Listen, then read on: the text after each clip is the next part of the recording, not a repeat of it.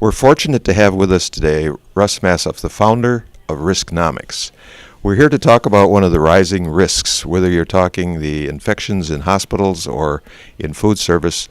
The risks are on the rise for various reasons. One in particular that we're interested in, if people have ready access to technology that's not being used, we understand that that can have an effect in the legal system. Russ, could you take us through that a bit? Sure.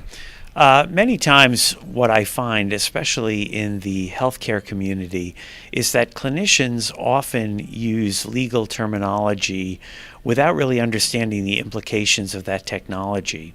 For example, when we talk about medical malpractice, we really talk about the failure to meet the standard of care. And the standard of care is typically defined as the caution that a person in similar circumstances would use in providing care. And people are allowed to be wrong and people are allowed to make mistakes, but people are not allowed to be negligent. Negligence usually consists of a duty, a breach, causation, and a damage.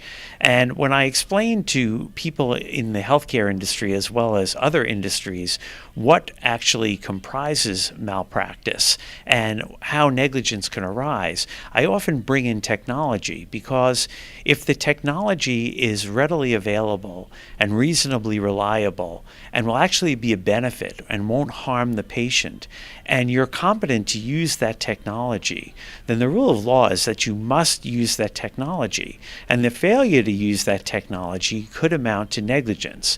And the technology varies apparently, well, not apparently, but the technology will vary, obviously, based upon what resources you've got available to you.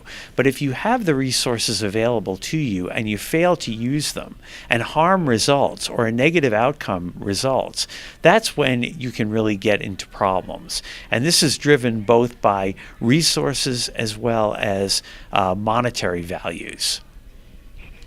Very helpful, very insightful. I think this is an area that is coming to fruition in the area of hand washing particularly, where we're watching and monitoring this, in that the costs are coming down so much on the actual tracking of hand washing. So it's readily available in the marketplace this year, where a few years ago it wasn't. Does that make a difference in this scenario? Absolutely. And if your facility has installed new technology with respect to both hand washing and hand washing compliance, tracking and validating hand washing, then you must be using that technology. And we find all too often today that our hand hygiene compliance rates are extremely low. And they're low even in facilities with a lot of resources and the finest equipment. And that, of course, can lead to the possibility, if you can track the infection to a lack of hand washing, to a potential claim of negligence.